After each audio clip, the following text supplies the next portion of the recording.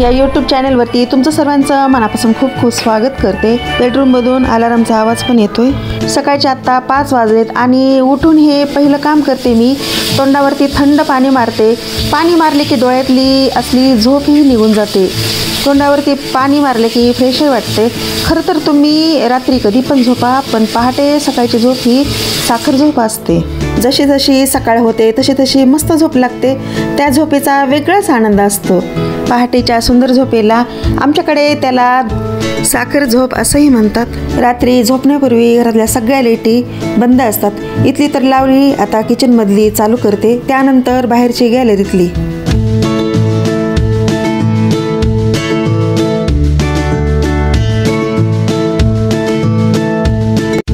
सकाळचं वातावरण, पावसाळा चालू आहे। गॅलरीत घरातला पसारा आणून ठेवलाय। घर तर आवरलीत, पण गॅलरीतलं रोजच्या रोजच चालू आहे। आज आवरता येईल, उद्या आवरता येईल, आणि होत तर काहीच नाही। मग काढला आजचाच मुहूर्त। आता आवरून घ्यायचंय सगळं हे। आता सकाळच्या कामाला सुरुवात करायची। ते पहिलं काम करून घ्यायचे, दार स्वच्छ करून घ्यायचे।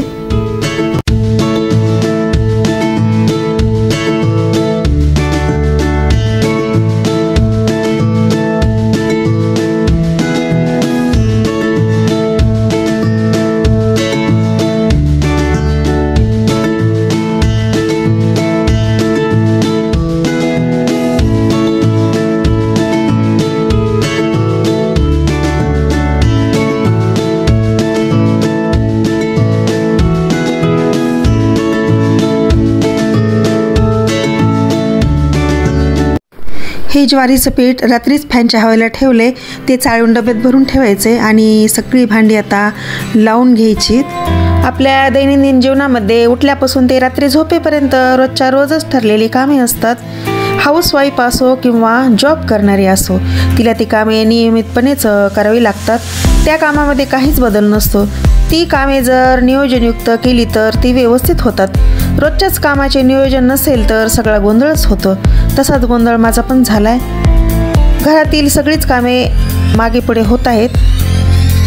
तो सगळा गोंधळ झाल्यामुळे रोजचीच रुटीन बिघडले, त्यामुळे काहीच कळत नाही।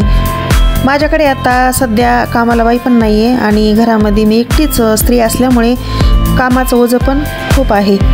आता दोन्ही मुलं मोठी आहेत। मुलं मोठी असल्यामुळे सगळं व्यवस्थित लागते। मुलं छोटी होती तेव्हा काहीही चालायचं, कसंही चालायचं, आणि कामाचं नियोजन पण तेवढं नव्हतं माझं।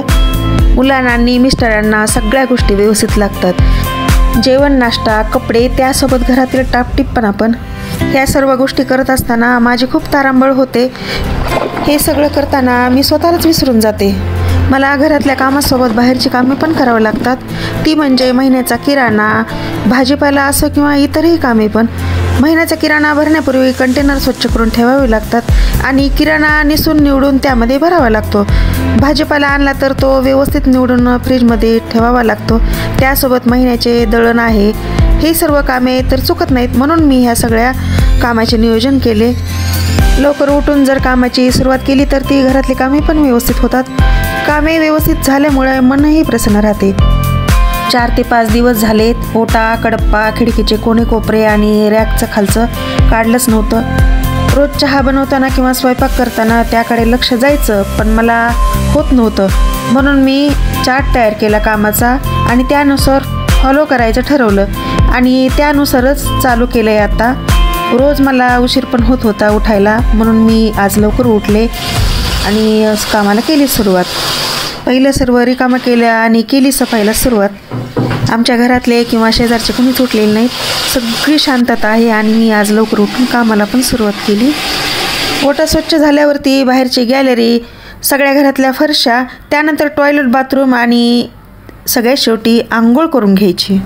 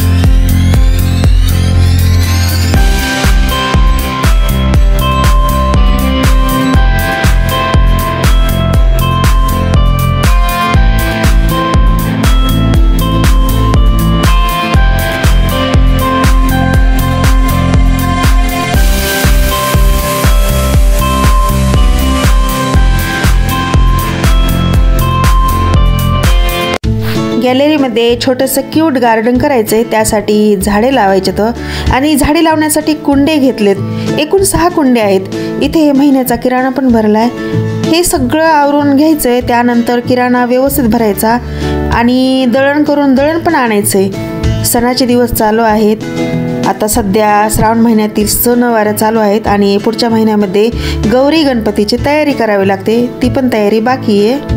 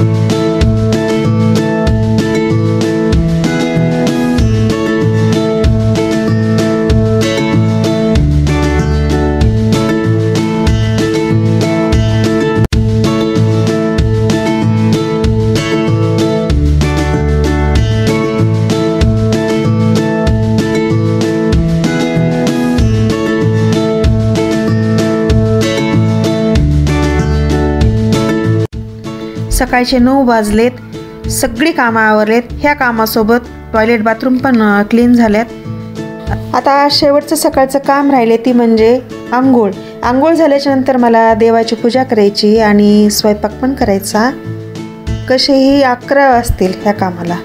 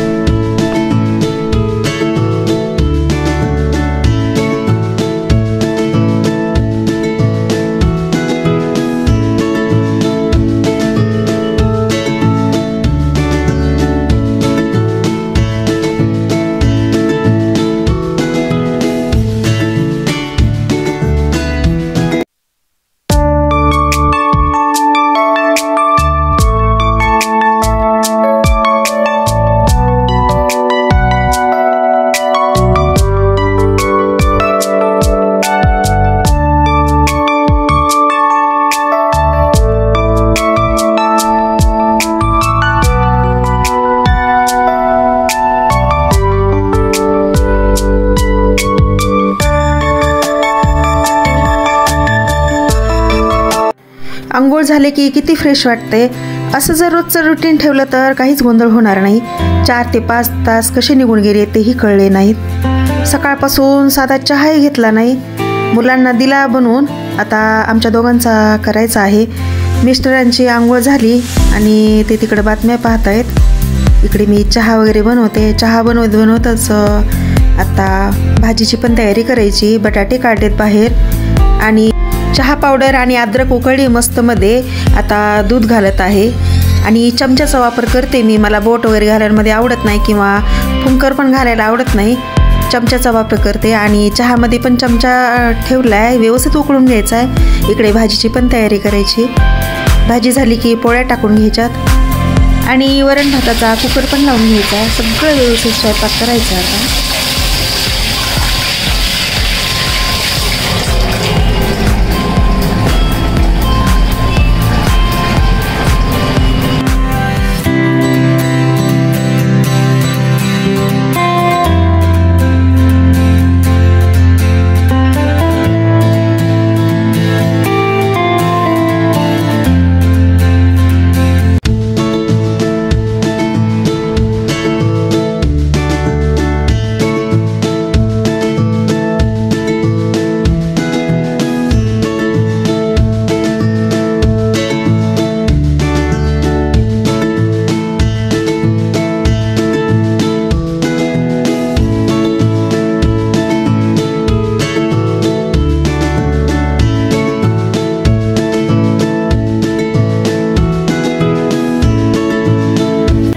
चहा पाणी झालं, स्वयंपाक झाला।